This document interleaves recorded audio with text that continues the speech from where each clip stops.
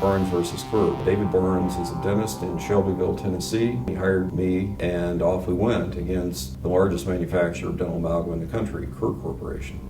What they did was present evidence that their warning was adequate. Kerr's warnings are published in material safety data sheets that they're required to distribute with their product. But the warning essentially said that mercury is a neurotoxin, and it was at least arguable that all the things that Kerr was warning about happened to Barnes. So Kerr's position was, this is a dangerous product, we told you it's a dangerous product, and the case ought to be dismissed because you've been adequately warned. Okay, little history here. When dentists go to dental school, they're taught that mixed dental amalgam is completely inert. And so when a dentist goes in to grind out an amalgam filling, he is creating tremendous quantities of mercury particulate. The particulate is bound to the other constituents of amalgam.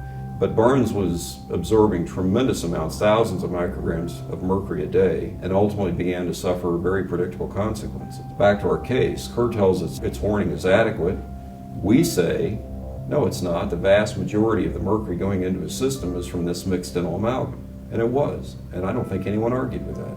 So is the warning adequate if it only tells him that mercury is poisonous? To my surprise, the district court said, yeah, it is adequate. The manufacturer didn't say that the poisonous mercury would be any less poisonous when mixed with the other dental amalgam constituents. The appellate court, in a published opinion, also felt that the adequacy of the warning was such that Barnes was or should have been aware that mixed dental amalgam was completely poisonous.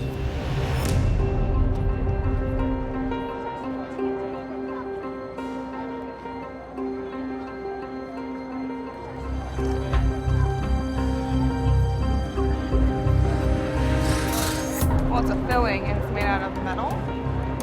I believe like some type of tin. It's made out of aluminum. Well, it's got mercury in it for one thing. I think it's some kind of metal. Can I ask my mother? It looks like they're made out of nickel. According to a 2006 nationwide Zogby poll, 76% of consumers did not know mercury was the main component of dental amalgam fillings.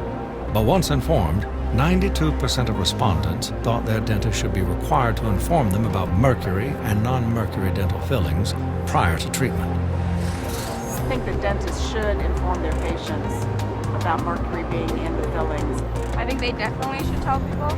That's hard because I would say should not unless you have definitive evidence that they may be dangerous.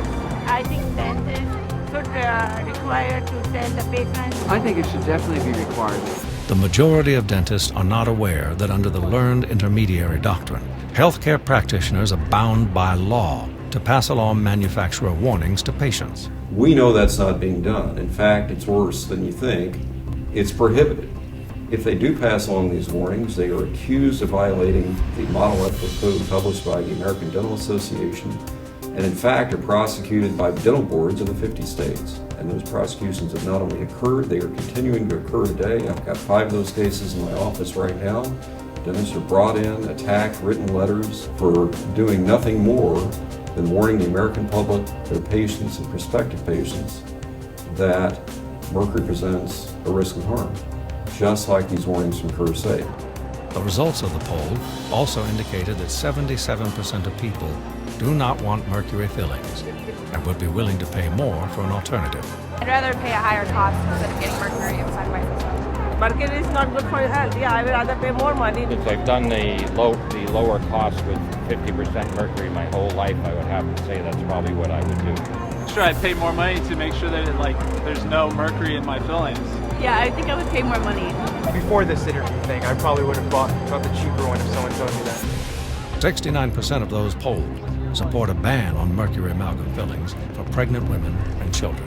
I think it should be banned because pregnant women take something and it goes straight to the baby. This has been, I think mercury should be banned for pregnant women and children and most of all everybody. I think it should be banned for everyone. For over a decade, Republicans and Democrats have held many congressional hearings investigating the potential health effects of dental mercury exposure to patients and the environment. You swear to tell the whole truth and nothing but the truth, so help you God? Is mercury toxic? Elemental mercury is toxic. Silver amalgam fillings, does it contain mercury? It does. almost up to 50%. Yes? Mercury is a toxic substance. The alarming findings from the hearings led to the bipartisan introduction of several bills addressing the hazards of dental mercury. The bills would either ban amalgam fillings or require dentists to provide informed consent to patients. I'm just a bill, yes, I'm only a bill, and I'm sitting here on Capitol Hill. My name is Diane E. Watson. I'm a congresswoman, and I've been serving here in Congress for 10 years. Well, my latest bill, we're calling the CHUMP Act, and it's H.R. 4615. My co-partner on this is Dan Burton, a conservative Republican.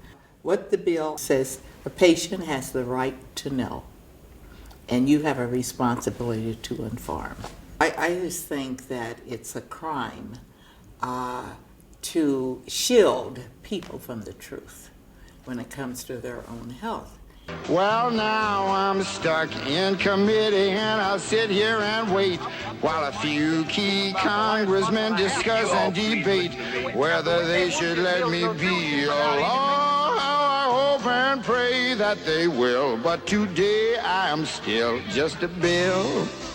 Ultimately, none of the sponsored bills ever made it out of committee. Why is it that the ADIA will not tell the public that mercury amalgam is harmful